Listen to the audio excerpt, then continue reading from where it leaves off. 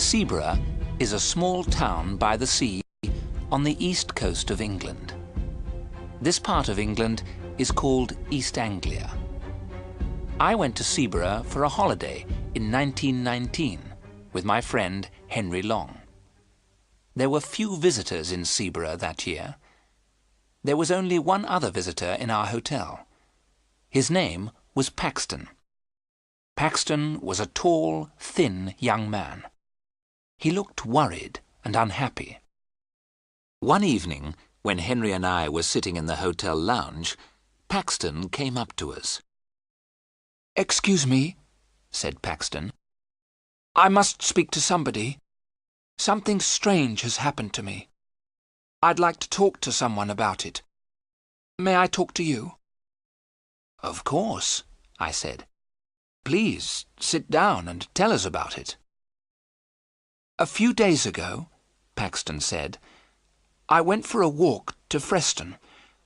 Freston is a village about 5 miles from here. I took my camera with me. The church at Freston has an unusual door. I wanted to photograph it.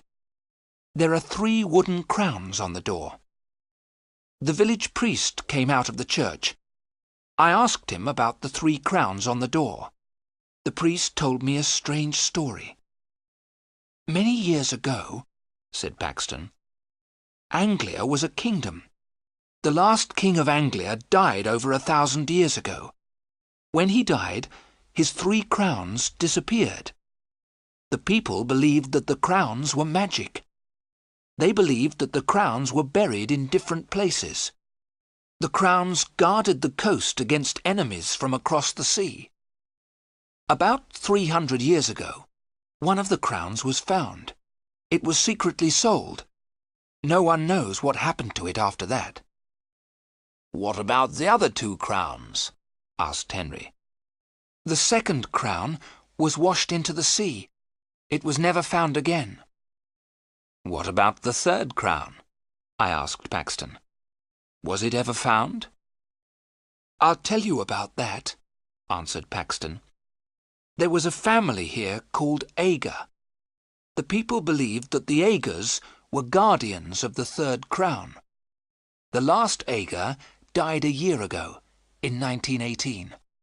He had no children. I found his grave in the churchyard. I wrote down what was written on the gravestone. William Ager died the 21st of December, 1918, aged 28 years. Later, I went to the bookshop in Freston. By chance, I found an old book dated 1740. Inside it were some lines of poetry. "Nathaniel Ager is my name. I own the hill above the sand. All Ager's duty is the same, to guard the crown that guards the land.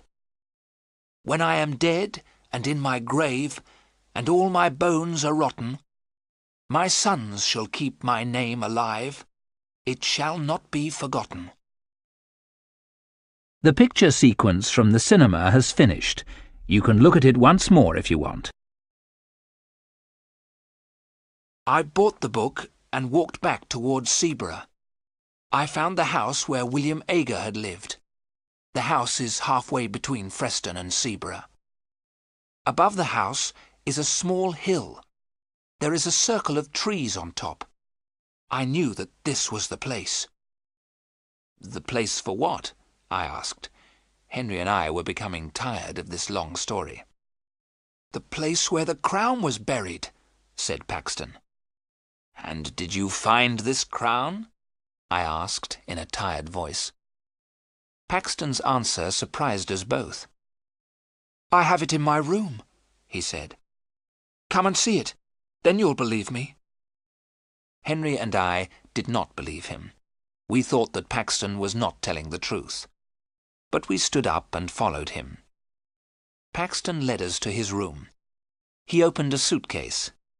Inside the suitcase was something wrapped in newspapers. He unwrapped the newspapers. There was a crown.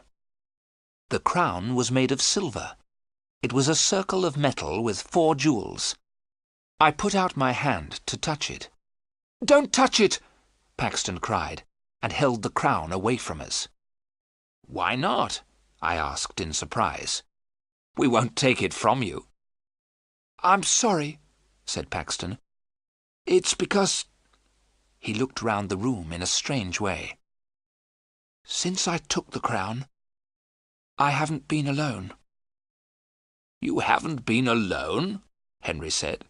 "What do you mean?" Then Paxton told us more of his story. "After I'd been to Aga's house, I came back here. I got a spade and a lantern. When it was dark, I went back to the hill above the house. I started to dig a hole at the top of the hill, in the centre of the circle of trees. As I was digging," Paxton went on, "I was sure someone was watching me. Once I thought I saw someone, but I wasn't sure. The person was always behind me. Once I felt someone pulling my coat. But then I found the crown. At that moment I heard a terrible cry behind me." "Who cried out?" I asked. "I couldn't see anyone," Paxton answered. "But I think I know." He pointed to a book on a table beside the bed. "Every time I come back to my room, the old book is open." I looked at the table. The old book was open at the first page. I saw the name, William Aga, 1890. "So you think that William Aga is following you?" I said. "But William Aga is dead." "It's the ghost of William Aga," said Paxton. "He won't leave me alone. He wants the crown, but he isn't strong enough to take it from me." "And what will you do with the crown?" I asked. "I'm going to put it back," said Paxton. "If you put it back, will William Aga's ghost leave you alone?" I asked. "I don't know," said Paxton, "but I must try." I saw that Paxton was very, very frightened. "Then we shall help you put it back tonight," I said. As I spoke, a shadow moved in the room. Paxton saw it and looked terrified. The picture sequence from the cinema has finished. You can look at it once more if you want. That night, as we left the hotel together, I spoke to the hotel porter.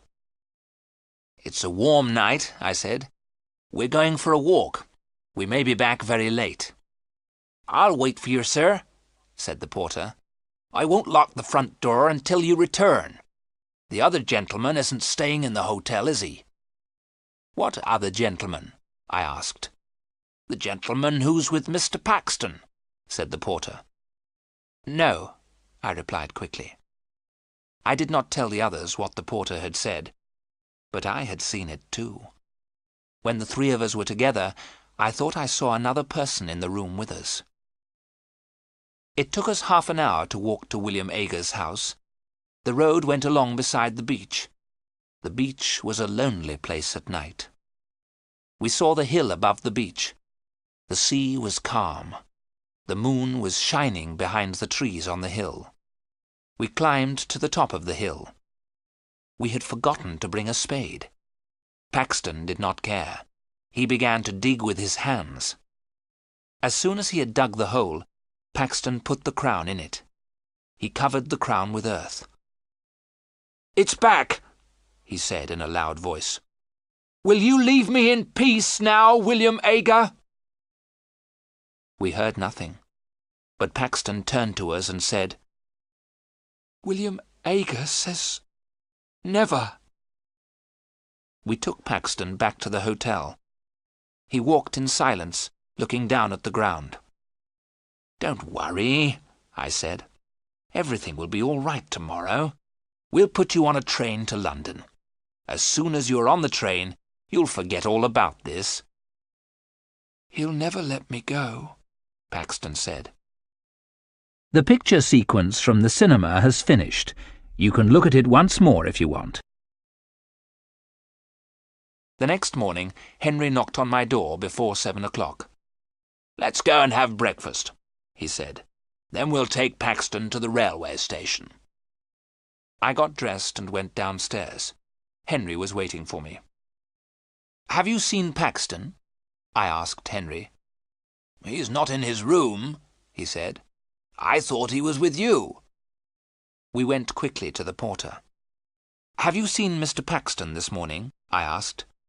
"Yes, sir," said the porter. "He went out a couple of minutes ago. In fact, I thought he was with you, sir." "With me?" I asked in surprise. "Yes, sir," the porter said. "I thought you were outside the hotel calling for him. It looked like you, sir. But I was reading the paper. Something strange happened at Freston yesterday." "What happened?" I asked.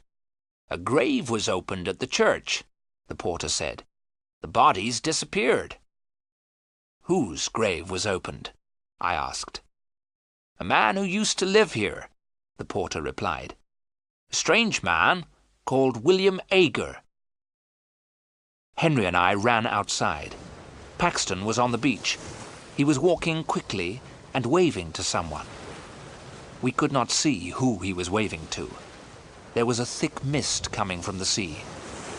As we ran after Paxton, the mist became thicker. In a few seconds, we could not see Paxton, but we saw his footprints in the wet sand. The marks of his shoes were clear. There were other marks in the sand. They were made by someone who was not wearing shoes.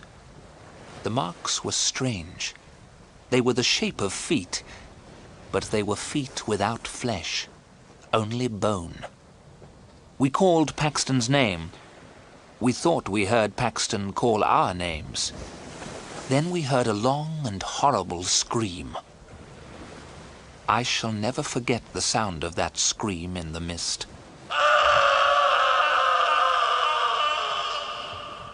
We stopped. We were afraid. We did not want to meet the creature that Paxton had met. We both knew that Paxton was dead. We walked forward slowly. A few yards away, we found Paxton's body. His mouth was full of sand and stones. His neck was broken. We heard a strange laugh in the mist. It was not the laugh of a living man. Henry and I were terribly afraid.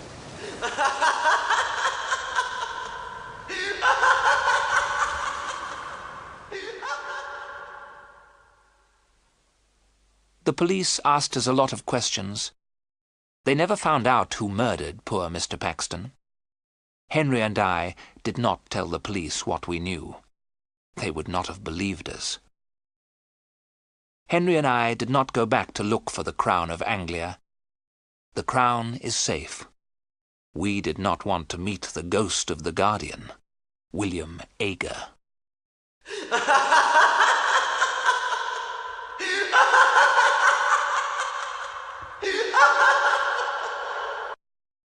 The picture sequence from the cinema has finished.